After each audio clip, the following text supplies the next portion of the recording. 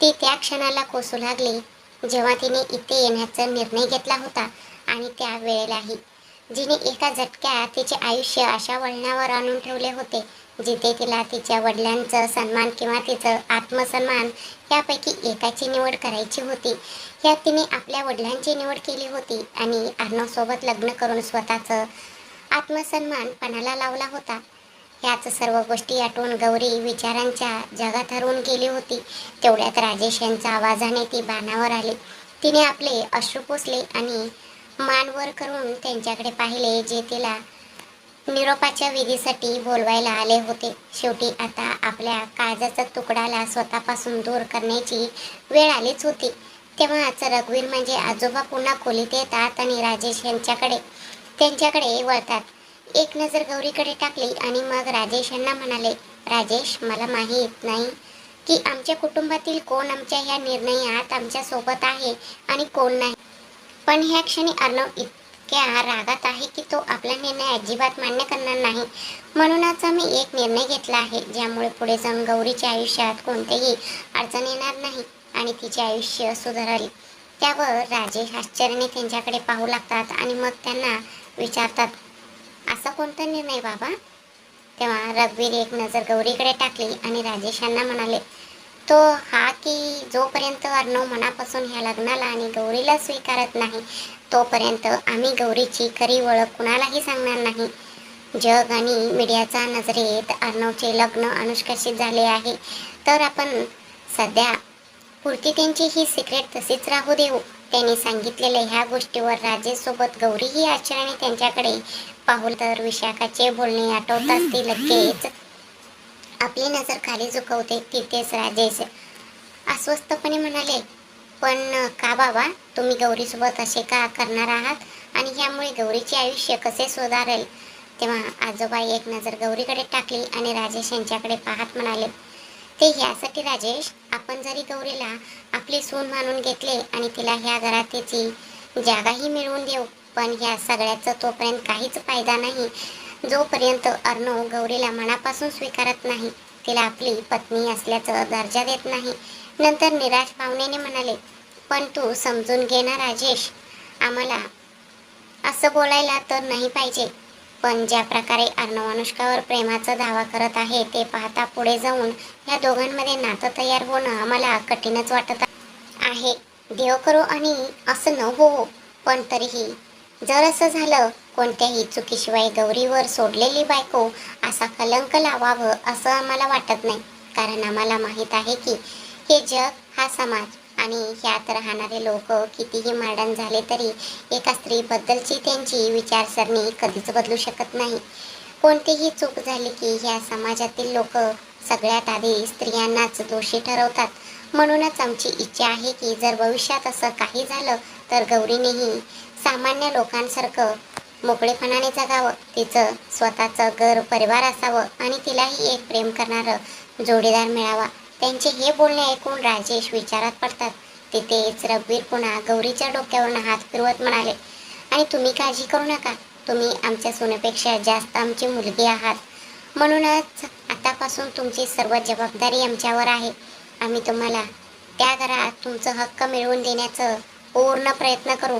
फक्त वचन देऊ शकत नाही, पण तरीही एक वचन देतो, जर भविष्यात तुमचं आणि अर्णवचं नातं नाही जुळलं तर तुमची संपूर्ण जबाबदारी आम्ही घेऊ आणि तुमच्यासाठी सर्वात उत्तम जोडीदार निवडू जो तुम्हाला तुमच्या हक्काचा सर्व आनंद देईल. त्यांचे हे बोलणे ऐकून गौरी अगदी हलकीशी हसते, पण आतून ती कोणत्या वेदनेतून जात होती हे कदाचित कोणीच जाणून घेऊ शकत नव्हते. आपले बोलणे संपवून रघुवीर तिथून निघून जातात. तिथेच राजेश गौरीला आधार देत खोलीबाहेर घेऊन येतात. तेव्हा त्यांना दिसते की सर्व नातेवाईक निघून गेले होते. रघुवीर हिने तिथून मीडियावाल्यांनाही पाठवून दिले होते. तिथे फक्त सुनीता, राकेश आणि रघुवीर उभे होते. बाकी निम्मे कुटुंब आधीच घराकडे निघाले होते. राजेश गौरीला तिथे सोडतात आणि सुनीताच्या दिशेने येतात आणि मग त्यांच्यासमोर हात जोडून उभे राहत म्हणतात, मला माहीत आहे या क्षणी तुम्ही खूप रागात आहात आणि तुमचा राग असणे योग्य आहे, पण तुमच्या ह्या रागाचे मानकरी मी आणि माझी मुलगी अनुष्का आहोत, गौरी नाही. म्हणूनच माझी तुमच्याकडे हात जोडून एवढीच एक विनंती आहे की अनुष्काचा राग आणि नाराजी तुम्ही माझ्या गौरीवर काढू नका. तिने जे काही केले ते माझ्या सांगण्यावरून केले, दोन कुटुंबाची इज्जत वाचवण्यासाठी केले. म्हणूनच फक्त तुम्ही तिच्यावर नाराज होऊ नका आणि जमल्यास तिला एका आईचे प्रेम देण्याचा प्रयत्न करा. ती नेहमीच आईच्या प्रेमासाठी तरसत आली आहे, जे तिला कधीच मिळाले नाही. बस तुमच्याकडे एवढीच विनंती आहे. माझा द्वेष करा, पण माझ्या मुलीला आपल्याशी करून घ्या. त्यांच्या ह्या बोलण्यावर सुनीता काहीच बोलल्या नाहीत आणि त्यांनी फक्त एक शांत आणि तीक्ष्ण पाहणारी नजर गौरीवर टाकली. कदाचित ह्या क्षणी त्यांच्यावर राग जास्त हावी होता. त्यानंतर राजेश गौरीला घेऊन एका कारजवळ जातात. तिथे गौरी पुन्हा एकदा त्यांना बिलकुल रडू लागते. राजेश तिच्या डोक्यावरून हात फिरवत तिला शांत करतात आणि जसे तसे जड अंतकरणाने तिला कारमध्ये बसवतात. तेव्हा त्यांना दिसते की अर्णव पुढे पॅसेंजर सीटवर बसलेला होता. म्हणून राजेश कारचा दरवाजा बंद करून घेतात आणि कारला पुढे पाठवत कार निघताना पाहत गौरीला निरोप देतात. तिकडे गौरी रडत रडत आपले डोके मागच्या सीटला टेकवते. तिच्या डोळ्यातून अजूनही अश्रू वाहत होते, पण आता ती निघाली होती अशा एका प्रवासाकडे जिथे तिच्या वाटा तिला आणि तिच्या आयुष्याला कोणत्या आणि कशा वळणावर घेऊन जाणार होत्या हे कदाचित वेळ सांगू शकत होता. सकाळ झाली होती, अंधार वसरला होता आणि सूर्याने आपली लाली आकाशात आणि चाहूबाजूला पसरली होती. पण कुणाचीही पापणी मिटली नव्हती. सर्वांची रात्र डोळ्यात सरली होती. आधी लग्न आणि नंतर झालेला गदारोळामुळे सर्वांच्याच आयुष्यात उलथापालथ झाली होती. विशेषत गौरी आणि अर्णवच्या. दोघंही एकमेकांसाठी अनोळखी असूनही लग्नासारख्या अतूट बंधनात बांधले गेले होते. थोड्या वेळातच त्यांची गाडी सिंगानिया मेन्शनमध्ये दाखल झाली. चौबाजूला असलेल्या हिरवगार बागेच्या मधोमध बांधलेले ते सिंगानिया मेन्शन देसाई मेन्शनपेक्षा 4 पटीने मोठे होते आणि एखाद्या राजवाड्यासारखे दिसत होते. तिथेच दुसऱ्या बाजूला उजव्या हाताला पार्किंग एरिया बनला होता, जिथे बेंटले आणि मर्सिडीज कार एका रांगेत उभ्या होत्या. तर डाव्या बाजूला एक मोठा स्विमिंग पूल बांधला होता. सोबतच बसण्यासाठी काही खुर्च्या ठेवल्या होत्या. गौरी सर्व काही आश्चर्याने पाहत जात होती. तेवढ्यात मेन्शनजवळ येऊन त्यांची कार थांबली.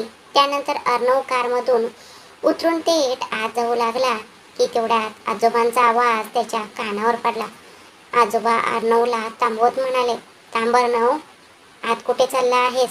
आधी सोनेला येऊ दे, त्यानंतर गृहप्रवेश झाल्यावरच तू आत जाऊ शकशील."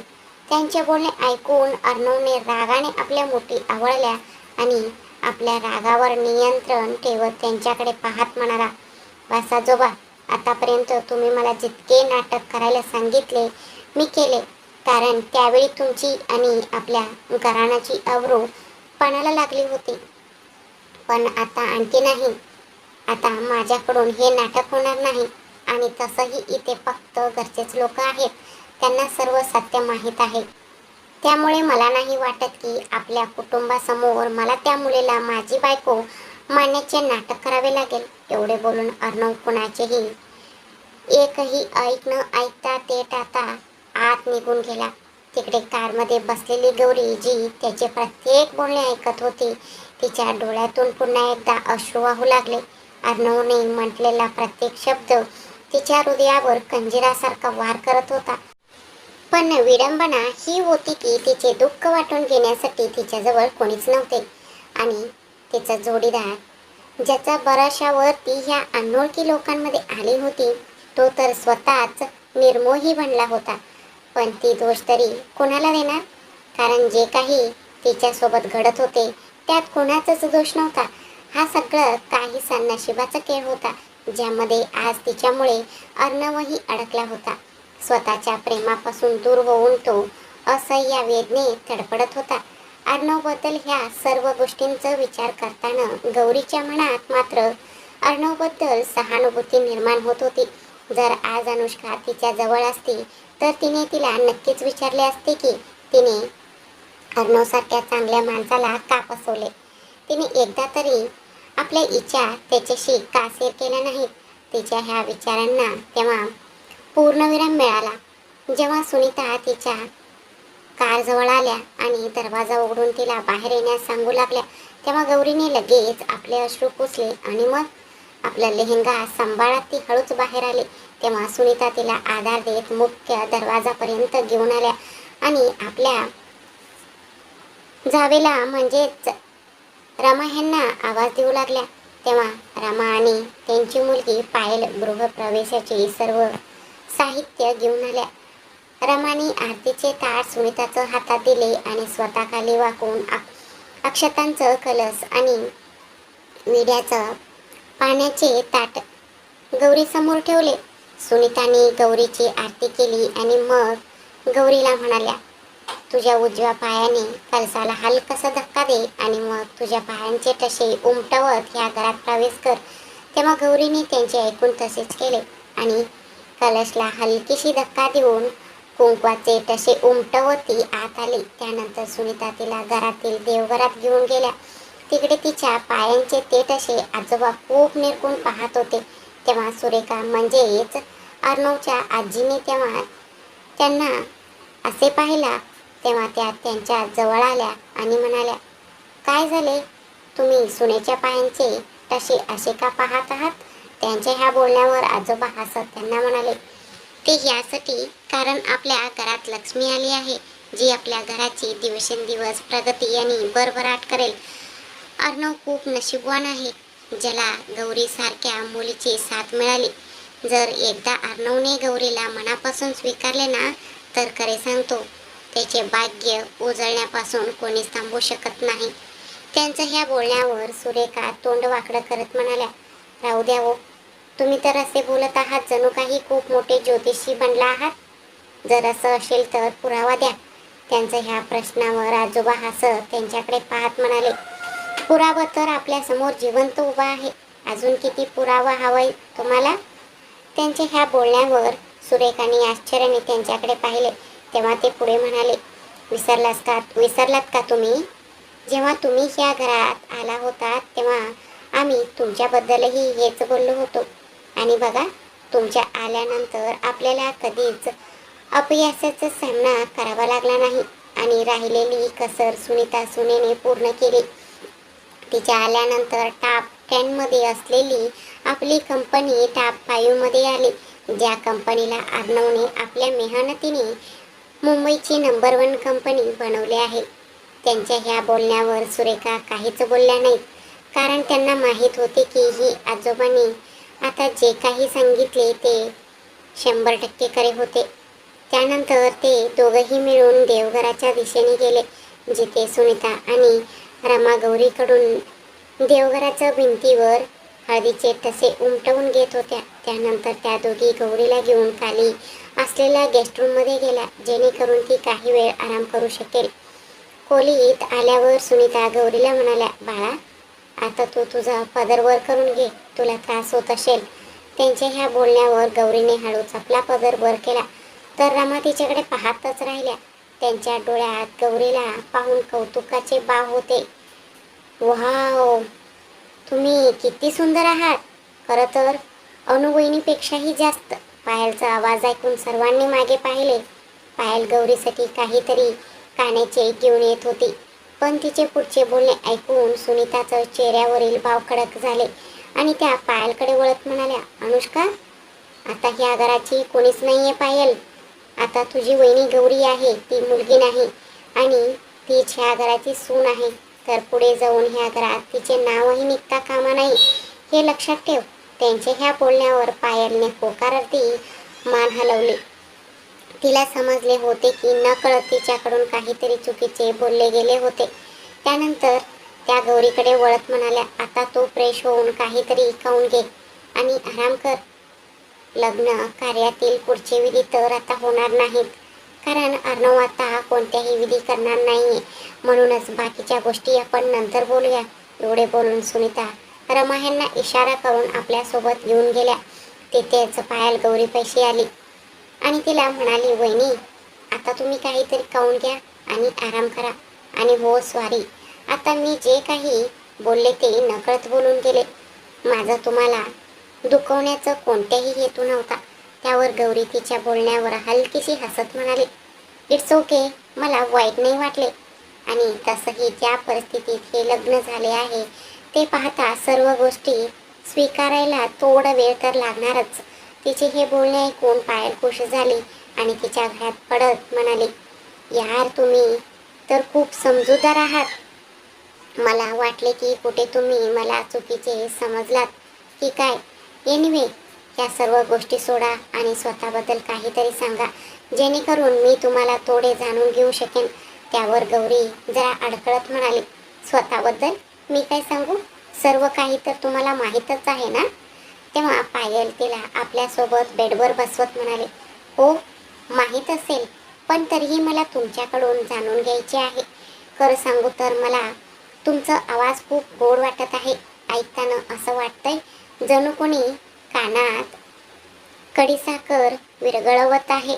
प्लीज, आता तुम्ही असं समजू नका की मी तुमची खोटी स्तुती करते, पण खरंच मला तुम्ही खूप आवडलात. बस म्हणूनच मला तुमच्याबद्दल जाणून घ्यायचे आहे. त्यावर गौरीचे बोलणे ऐकून पायल कळकळून हसली. तिचे हे कळाळते हसणे ऐकून पायल त्यात हरवूनच गेली. तिला असे स्वतःमध्ये हरवलेले पाहून गौरीने तिच्या समोर हात हलवला. तेव्हा ती भानावर आली. गौरीने तिला इशाऱ्याने विचारले की काय झाले. त्यावर पायल तिला म्हणाली, काही नाही. बर, तुम्ही हे सांगा की तुम्ही कुठे राहता, कारण या आधी जेव्हा जेव्हा आम्ही देसाई हाऊसमध्ये गेलो तिथे आपली कधीच भेट झाली नाही. तेव्हा गौरी तिला सांगताना म्हणाली, मी दिल्लीला राहते. तिथूनच माझे बीकॉम सुरू आहे. सध्या मी सेकंड इयरला आहे. दीदीच्या लग्नासाठी सुट्टीचा अर्ज दिला होता, तो मंजूर झाला म्हणून मी इथे आले. त्यावर पायल तिला म्हणाली, ओके, पण आता तुम्ही काय करणार, परत दिल्लीला जाणार का. तेव्हा गौरी तिला सांगताना म्हणाली, माहीत नाही, हे तर बाबा आणि इथल्या काका काकूंवर अवलंबून आहे. जर त्यांनी तिथे जाऊ दिले तर मी तिथे जाईन, नाहीतर मग मला इथल्याच एखाद्या कॉलेजमध्ये ट्रान्सफर घ्यावे लागेल. त्यावर पायल आनंदी होत म्हणाली, हो हे अगदी बरोबर आहे.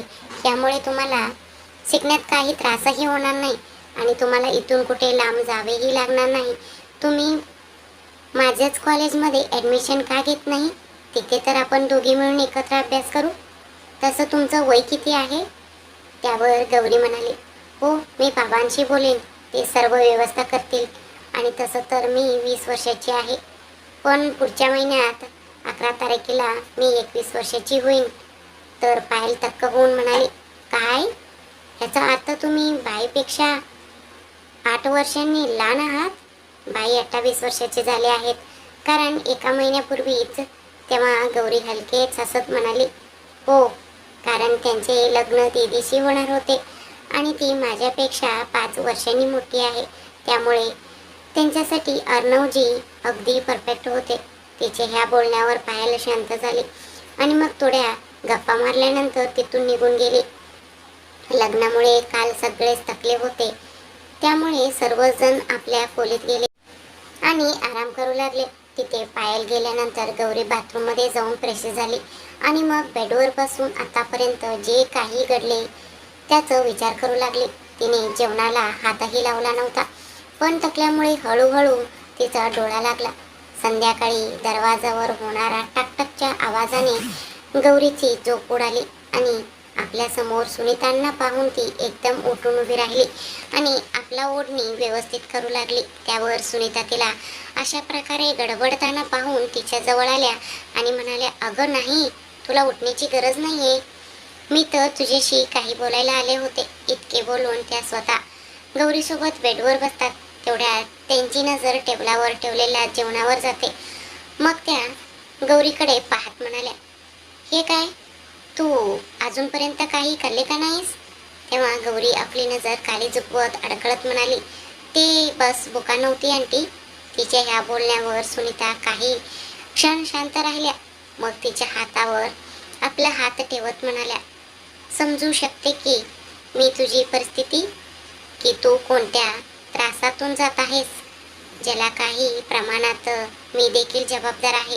जर त्यावेळी अनुष्कासोबत मिळून मी तुझ्याबद्दल वाईट बोलले नसते तर कदाचित आज माझ्याशी बोलताना तू इतकं विचार केला नसतास. पण गौरी, तू पण विचार कर, मी एक आई आहे जिच्या समोर त्यावेळी तिचा मुलगा कोणाच्या तरी धोक्यामुळे वेदनेने तडफडत होता, ज्यामुळे माझ्या मनात जे आले ते मी बोलून गेले. ह्यावेळी परिस्थिती खूप टिपिकल आहे. हे जे काही घडले आहे ते स्वीकारण्यासाठी सगळ्यांनाच खूप वेळ लागणार आहे, विशेषत तुला आणि अर्णवला. कारण ह्या लग्नाचा सर्वात जास्त परिणाम तुम्हा दोघांच्या आयुष्यावर पडला आहे. म्हणूनच तुला संयम आणि शांततेने ह्या घरातील लोकांना आणि प्रत्येक नात्याला समजून घ्यावे लागेल. तर अर्णव खूप रागीट आहे, म्हणूनच त्याच्याकडून मी अशी अपेक्षा करू शकत नाही, फक्त तुझ्याकडूनच करू शकते. त्यांच्या ह्या बोलण्यावर गौरी हळूच म्हणाली, मी पूर्ण प्रयत्न करेन आंटी की माझ्यामुळे ह्या कुटुंबातील लोकांना आणि त्यांना काही त्रास होऊ नये. मग मनातूनच म्हणाली, पूर्ण प्रयत्न करेन की लवकरात लवकर अनुदिदीला शोधून अर्णव यांच्या आयुष्यात परत आणायचा, जेणेकरून सगळं काही पहिल्यासारखं होऊन जाईल. तिच्या ह्या बोलण्यावर सुनीता प्रेमाने तिचं गाल स्पर्शत म्हणाल्या, ते तर तू तेव्हाच करू शकशील जेव्हा तू स्वतः मजबूत बनशील. कोणतीही जबाबदारी स्वतःवर घेण्यासाठी आधी स्वतःला मजबूत बनवले पाहिजे आणि त्यासाठी जेवण खूप गरजेचं असते. कोणत्याही समस्येचा मार्ग जेवण सोडून निघत नाही. आणि हो, आंटीऐवजी आई म्हणू शकतेस, मला वाईट नाही वाटणार. आता तू बस, मी तुझ्यासाठी काहीतरी खायला पाठवते, कारण हे तर खराब झाले असेल. आणि यावेळी जेवण संपून टाक, नाहीतर तू माझे ते कडक सासूबाईंचे रूप पाहशील. त्यानंतर थोड्या गंभीर होऊन गौरीला म्हणाल्या, मी इथे हे सांगायला आले होते की अर्णव अजून ह्या लग्नाला स्वीकारायला तयार नाहीये आणि तो खूप रागीट स्वभावाचा सुद्धा आहे. त्यामुळे मला भीती वाटत आहे की जर तू त्याच्यासोबत एकाच खोलीत राहशील तर तो तुला काही दुखापत ना पोहोचून देऊ.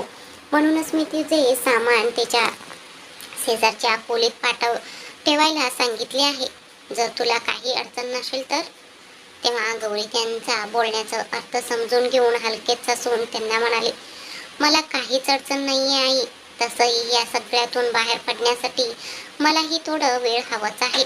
त्यामुळे तुम्ही निर्धास्त राहा, मी तिथे आरामात राहीन. त्यावर सुनीता हसून प्रेमाने तिचं गाल स्पर्शत म्हणाल्या, थँक्यू बाळा, तू माझी सगळी चिंता मिटवलीस. नाहीतर मला भीती वाटत होती तुझ्याशी ह्याबद्दल कशी बोलू.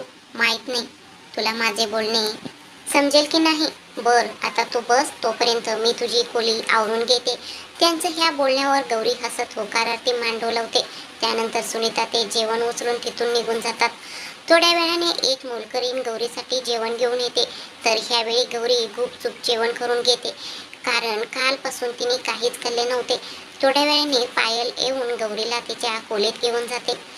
गौरी खोलीत आली आणि तिने खोली पाहिली तर खरंच ती खोली प्रचंड सुंदर होती. तिचे सगळे सामान देखील व्यवस्थित लावून ठेवले होते. तेवढ्यात पायल गौरीला म्हणाली, बर वहिनी, आता तुम्ही आराम करा, मी माझ्या खोलीत जाते. जर तुम्हाला कोणत्याही गोष्टीची गरज भासली तर आवाज द्या, नाहीतर एखाद्या मोलकरीणीला बोलवून घ्या. इतके बोलून पायल जाऊ लागली. तेवढ्यात गौरीने तिला थांबवत अडकळत विचारले, थांब, मला विचारायचं होतं की ते तुमचा भाऊंची खोली कोणती आहे. मला त्यांच्याशी काहीतरी बोलायचं आहे. त्यावर पायल काही क्षण शांत राहिली. मग गौरीला म्हणाली, हा डाव्या बाजूचा रूम खुशी आणि माझा आहे, आणि ती जी उजव्या बाजूला कोपऱ्यात रूम आहे तीच. पण चांगलं होईल जर तुम्ही ह्यावेळी त्यांच्याशी बोलला नाही तर. ते आधीच खूप रागीट आहेत आणि ह्यावेळी अनुष्का गेल्यामुळे त्यांचा राग अनावर झाला आहे. अशा परिस्थितीत कुठे ते तुम्हाला दुखापत न पोचून देवत. तेव्हा गौरी तिला समजावत म्हणाली, काळजी करू नकोस, मी सगळं सांभाळेन. मला फक्त त्यांच्याशी बोलायचं आहे, दुसरं काही नाही. त्यावर पायलने होकारार्थी मान डोलावली आणि ती तिथून निघून गेली. त्यानंतर गौरीने आपल्या पर्समधून काही कागदपत्रे म्हणजे पेपर्स काढली आणि आपल्या खोलीतून बाहेर आली. ती चालत अर्णवच्या खोलीपाशी आली. मग एक दीर्घ श्वास घेऊन ती त्याच्या खोलीचा दरवाजा खटखटू लागली, पण आतून कोणताही आवाज आला नाही. तिने मग स्वतःच दरवाजा उघडला आणि हिम्मत करून ती आत गेली. तिने नजर फिरवून पूर्ण खोली पाहिली. अर्णवची खोली प्रचंड सुंदर होती, जी इतर खोल्यांपेक्षा बरीच मोठी होती. बेडच्या उशाकडच्या भिंतीवर अर्णवचा एक मोठा फोटो लावलेला होता, ज्यामध्ये त्याने मोठ्या स्टाईलमध्ये आपल्या केसात हात घातला होता. तिथेच बाल्कनीकडच्या भिंतीवर अर्णव आणि अनुष्काची एक मोठी फोटो लावली होती, ज्यामध्ये दोघे एकमेकांच्या खूप जवळ होते. अनुष्काचे हात अर्णवच्या छातीवर तर अर्णवचे हात तिच्या कमरेला धरले होते आणि दोघे एकमेकांच्या डोळ्यात पाहत होते. ती फोटो पाहून अचानकच गौरीच्या मनात एक सळसळी कळावून उठली आणि तिने त्या फोटोवरून आपली नजर फिरवली. तिने खोलीकडे पाहिले तर पूर्ण खोली अनुष्काची आवड लक्षात घेऊन रिनोव्हेट केली होती. आता ती इकडे तिकडे पाहतच होती की तेवढ्यात कोणीतरी पाठीमागून तिचा हात पकडून तो पाठीमागे वळवत तिच्या कमरेला लावला, ज्यामुळे गौरी वेदनेने विवळली. तेव्हाच एक कराड आवाज तिच्या कानावर पडला. तुझी हिंमत कशी झाली या खोलीत येण्याची? कोणाची परवानगी घेऊन तू ह्या खोलीत आलीस? माझे एक बोलणे कान उघडून ऐकून घे. ना मी ह्या लग्नाला मानतो आणि ना कधी तुला माझी बायको असण्याचा अधिकार देईन. मी फक्त माझ्या अनुष्कावर प्रेम करतो, म्हणूनच माझ्यावर आणि ह्या खोलीवर फक्त तिचाच हक्क आहे. एकदा अनु परत आली की त्यानंतर ह्या घरातून मी स्वतः तुला धक्के मारून बाहेर काढेन. त्यामुळे इथून पुढे ह्या खोलीत पाऊल ठेवण्याचा प्रयत्नही करू नकोस, नाहीतर ह्याचे परिणाम खूप वाईट होतील, ज्याचा तू विचारही केला नसेल. इतके बोलून तो एका झटक्यात तिचा हात सोडून देतो, ज्यामुळे गौरी स्वतःला सावरू शकत नाही आणि खाली पडते. ज्या कारणामुळे जवळच ठेवलेल्या टेबलला लागून तिच्या हाताला दुखापत होते आणि वेदनेमुळे तिच्या डोळ्यात अश्रू उभे राहतात, पण ती स्वतःला सावरते. गौरी आपले अश्रू डोळ्यातच दाबून उभी राहते आणि मग अर्णवच्या दिशेने वळत त्याच्याकडे पाहत म्हणाली, त्याची गरज पडणार नाही मिस्टर शिंगानिया. एकदा दीदी परत आली की मी स्वतःच इथून निघून जाईन आणि मला हे देखील माहीत आहे की तुम्ही हे लग्न मानत नाही. त्यामुळे मी देखील इथे तुमच्याकडे तुमची बायको असण्याचं अधिकार मांडण्यासाठी आलेले नाही आणि जर महत्त्वाचे नसते तर मी तुमच्या समोर आलेही नसते. इतके बोलून ती शांत होते. तिथे अर्णवचे लक्ष तर तिच्या बोलण्याकडे नव्हतेच. तो तर एकटा गौरीकडेच पाहत होता. लग्नानंतर आता कुठे त्याने पहिल्यांदाच गौरीला पाहिले होते आणि तो तिच्याकडे पाहतच राहिला. तिचा तो गोरा रंग, तिचे हरण्यासारखे मोठे आणि गडद काळे डोळे, साच्यात घडवलेले गुलाबी ओठ आणि त्याच्या खाली डाव्या बाजूला असलेला तो लहान असं तिळक, जो अर्णवच्या मनाचा टाव घेत होता. आजच्या आधी कदाचित अर्णवने गौरीसारखी मुलगी पाहिली नसेल. पहिल्याच नजरेत तो स्वतःला हरवून बसला होता. गौरीला पाहताच त्याचे हृदय जोरात धडधडू लागले होते. तेवढ्यात त्याला अनुष्काचा विचार आला आणि त्याने आपल्या मनातील सर्व विचार झटकून टाकले. तितक्यात गौरीचा आवाजाने त्याचे लक्ष तिच्याकडे वेधून घेतले. गौरीने आपले हातातील ते कागदपत्रे म्हणजे पेपर्स अर्णवसमोर टेबलावर ठेवले आणि त्याच्याकडे पाहत म्हणाली, या पेपर्समध्ये अनुदीदीच्या सर्व मित्रांबद्दलची माहिती, त्यांचे पत्ते आणि त्यांचे कॉन्टॅक्ट नंबर्स आहेत. यामुळे तुम्हाला दीदीला शोधण्यात खूप मदत होईल. मी फक्त हेच तुम्हाला देण्यासाठी आले होते. तिचे हे बोलणे ऐकून अर्णव विचारात पडला की माझ्याशी लग्न झाल्यानंतरही ही मुलगी मला मदत करायला तयार आहे, पण का? तर ती एवढ्या मोठ्या घराची सून बनून आली आहे, जिथे ती राणीसारखी राज करू शकते. याच गोष्टींचा विचार करत अर्णव गौरीची थट्टा उडवत म्हणाला, का? एवढी मोठी मेहरबानी ती माझ्यावर करण्याचे कारण मी जाणून घेऊ शकतो का? काय तुला हे ऐश्वर्याचे आयुष्य आवडले नाही का? त्यावर गौरी हलकेच हसत म्हणाली, नाही मिस्टर शिंगानिया, मला तुमचे हे ऐशो आरामाचे आयुष्य नको आहे आणि तुम्ही विश्वास ठेवा किंवा नका ठेवू. पण जर मी भावांच्या शपथेमुळे हतबल झाले नसते तर महादेवाची शपथ मी तुमच्याशी कधीच लग्न केले नसते.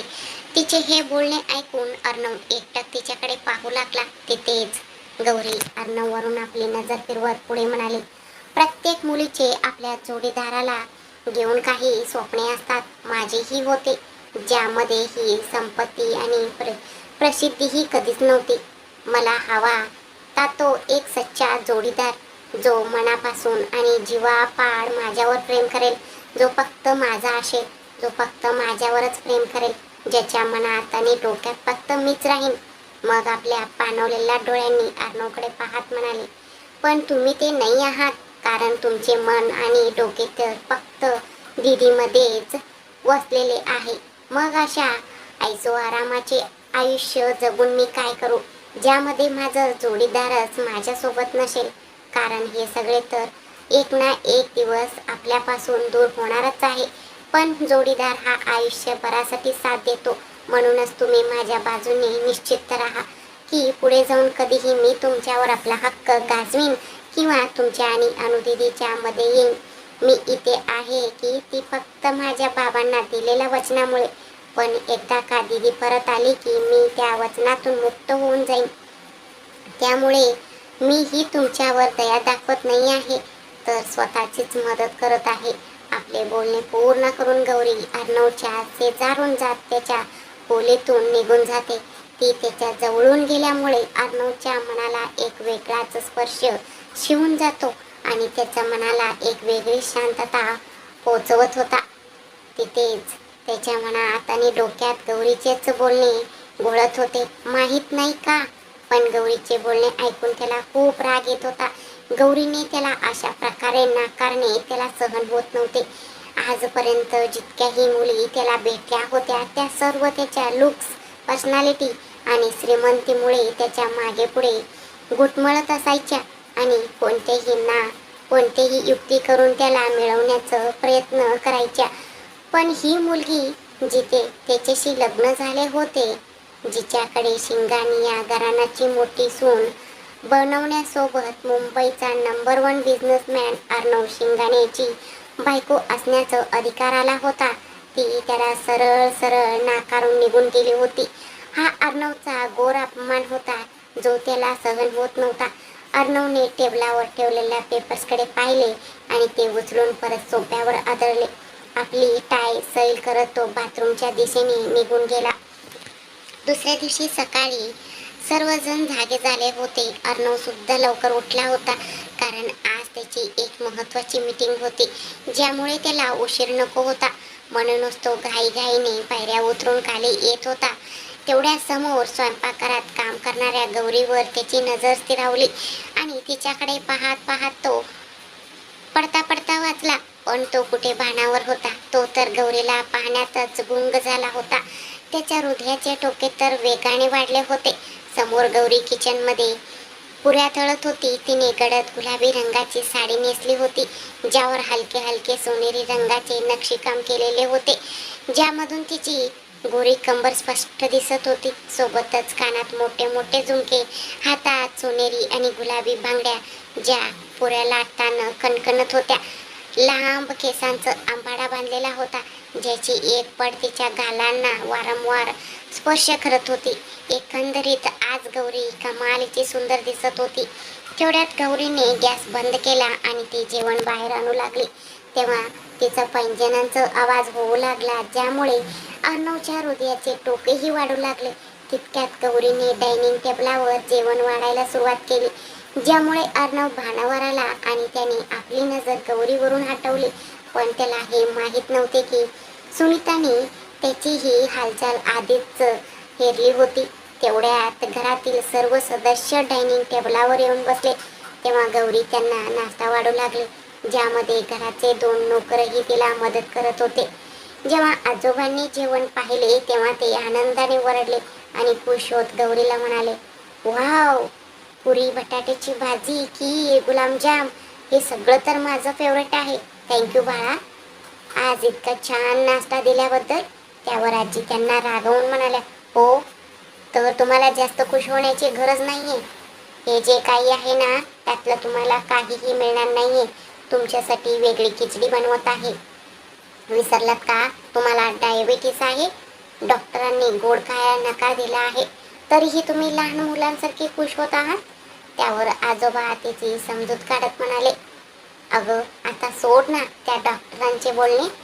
त्या मुडद्याचे चालले तर तो मला दिवसभर कारल्याचा ज्यूस पाजूनच मारेल. आता एकच दिवसाची तर गोष्ट आहे. माझ्या सुनेने इतक्या प्रेमाने इतका छान नाश्ता बनवला आहे, तर थोडं खाल्लं तर त्याने काय बिघडणार आहे. त्यावर आजी त्यांना पुन्हा रागवणार होत्या. तेवढ्यात गौरीने त्यांना थांबवत म्हटले, थांबा आजी, आजोबांना सगळं काही खाऊ द्या. हे सगळं मी तुम्हा सर्वांच्या तब्येतीचा विचार करूनच बनवलं आहे आणि ह्या सर्व मिठाया शुगर फ्री आहेत. त्यामुळे तुम्ही सगळे आरामात खाऊ शकता. इतके बोलून ती शांत होते, कारण घरात अजून तिचे कोणाशी जास्त बोलणे झाले नव्हते. नाश्ताही तिने सुनीता यांचं सांगण्यावरूनच बनवला होता. त्यावर आजी तिच्या बोलण्यावर फक्त होकारार्थी मान डोलावतात. तेवढ्यात राजेश आणि त्यांचे भाऊ भरते सुद्धा येऊन नाश्ता करायला बसतात. गौरी गायगायने त्यांनाही नाश्ता वाटते. सगळेजण नाश्ता करायला सुरुवात करतात. तेव्हा त्यांना नाश्ता खूप आवडते आणि सर्वजण गौरीचे कौतुक करू लागतात. तिथे अर्णवलाही जेवणाचं सुगंधामुळे जोरात भूक लागली होती, पण त्याला आपल्या घरच्यांनी गौरीची कौतुक केलेले आवडत नव्हते. म्हणूनच तो आपली नजर फिरून तिथून निघू लागतो. तेवढ्यात आजोबांची नजर त्याच्यावर पडते आणि ते त्याला थांबवत म्हणाले, अरे अर्णव, तू इतक्या घाईत कुठे चालला आहेस? अजून तर ऑफिसची वेळही झाली नाहीये आणि आज नाश्ता नाही करायचा आहे का? बघ, सुनेने आज किती छान नाश्ता बनवला आहे, तू पण खाऊन बघ.